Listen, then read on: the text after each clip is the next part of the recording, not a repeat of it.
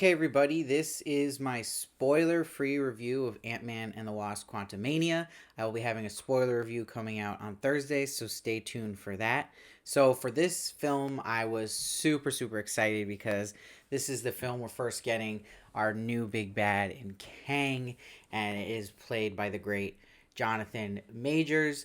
Shout out to when I was reviewing Lovecraft Country, where he first came on the scene. I did say this guy was going to be something special. So turns out he is, and he's getting this huge part, and he delivers. He is different level, and he is the best part of this movie. And not only the best part of this movie, best part of the MCU performance wise in years. Like, amazing. Having said that, this movie has a lot of problems with it, and I was worried going in the sense that you always look at the writer, you look at the director, and with the director being Peyton Reed again, who did the first two Ant-Man films, that made me a little worried because I liked Ant-Man, but Ant-Man and the Wasp I did not like. I thought that was one of the worst Marvel films. Like, did not have much to say good about that film. That worried me, and then having this writer who also wrote on Rick and Morty, they seem to want to have a lot of Rick and Morty writers writing on different things for Marvel that have to do with time travel and all the weird stuff going on that it's in right now.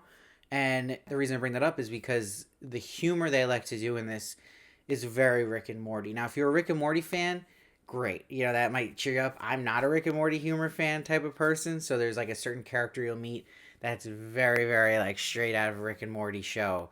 I did not think really worked here, so I wasn't crazy about the humor, and I did not think the humor in general was consistent, especially for a Marvel film. Not saying that there wasn't humor, there was attempts at humor, but the hard laughs, the laughs where people are all vocally laughing in the theater, were few and far between for this film.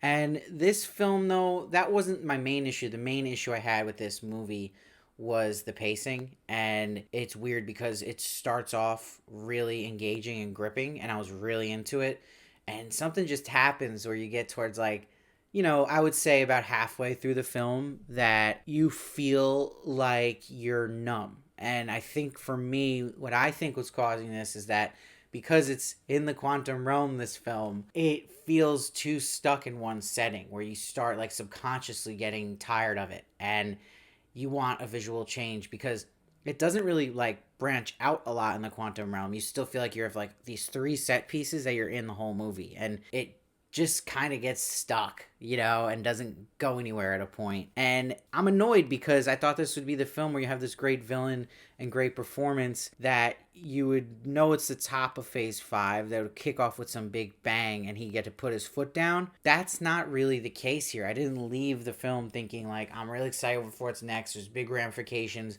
No, like, it felt safe. It felt like it could have been something more and unique for Marvel, and it still falls into a lot of Marvel things you've seen before and goes a very safe route, which was extremely disappointing for me. I think that the side characters were not great. The new characters, one of them played by William Jackson Harper, just not given a good part here. Very small part and not great. And there's another character you're going to meet who is very one note, and you've seen this character 100 times before, that is just out for revenge and nothing much else to it. Now, I'm saying a lot of issues with it. I'm going to get to good stuff in a second, but another thing that was annoying me about Kang is that the way you learn about him, you don't learn much, and it really doesn't give you enough of a motivation for this particular moment, why he's doing what he's doing, which can be annoying, especially for someone who's not, like, watched everything involving the Marvel Universe, so that felt flat to me as well.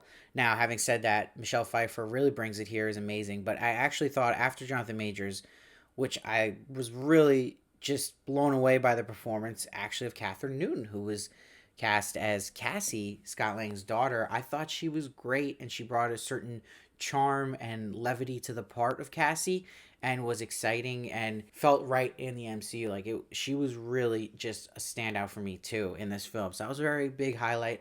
I actually really liked what they do with MODOK.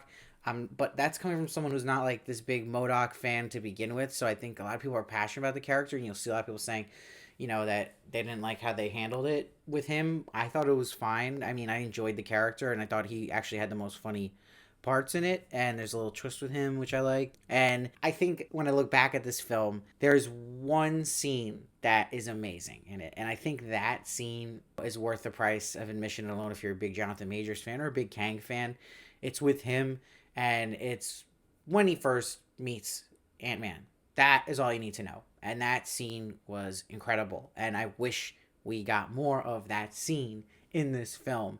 And it kind of gives you that best moment in the middle somewhere, and then it kind of just tapers off and gets, silly goofy, but it's not the way you would want it to be silly goofy, where it's working like a Guardians of the Galaxy.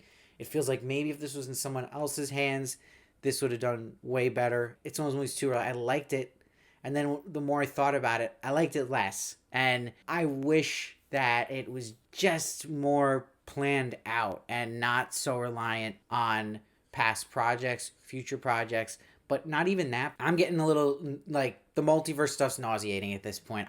I'm annoyed that Marvel has decided to keep going with the different timelines and all the stuff that we learned in Loki, that they're going with this still, because I feel like with all the Phase 4 films, like Doctor Strange's movie and this time travel going on, like, I'm getting over the time travel now, because the problem is you get attached to a character and that's not their same form, or you see a villain, it's a different form, and you're like, well, who is that? What am I supposed to feel for that character? Can we just have a world where I care about what's happening in that world, where there's so many different versions and timelines?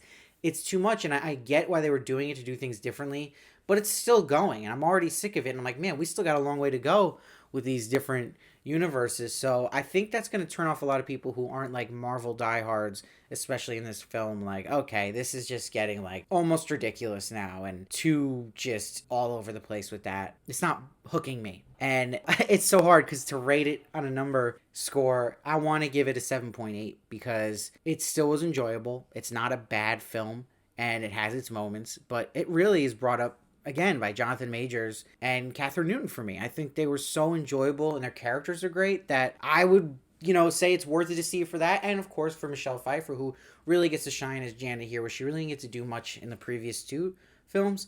So this, like, she really is excellent in it, and I just think that makes it fun to watch. But you have to lower your expectations, and it's not this big kickoff that it should have been for Phase 5. You want to start Phase 5 with a bang, get people who are already doubting Marvel now after a weaker Phase 4 back in it, and this, to me, doesn't do it, and that's disappointing enough. But it's not bad, so that's why I wouldn't give it a lower score. Like, I still enjoyed it. I'm just pointing out things that keep it from being that next level we know Marvel can get to, or being a really good film. And it's just so much points up, because again, how good the villain is with Jonathan Majors' performance, and Catherine Newton to me as Cassie was great. So that brings it up. But what brings it down from being like a 9 is all the issues I have with the pacing and not having a flow in this film, and it just feeling stuck in this one setting. I know it's supposed to be in Quantum Realm, but I wish they'd branched the Quantum Realm out more, because like, it really feels like you're just stuck in 3 different places that just go back and forth with just weird editing. So, and I'll mention too, I'm not going to say any names. I don't say this, and it's out of jealousy, but people who get to, like, some people get to go to like the early premiere, they know these shills they're sending out there that will say like, amazing, or the post-credit scenes are incredible. The post-credit scenes, 2 of them, are fine. Nothing got me excited though. And it's no. Don't listen to that. They're fine. I'm giving this one a 7.8. Let me know what you thought. Stay tuned for my spoiler review, and I could kind of break down more things I thought about different characters and what they did and all stuff like that. And please follow me at Steve Varley Show on Twitter, Instagram, and TikTok for more of me. And I'll see you next time.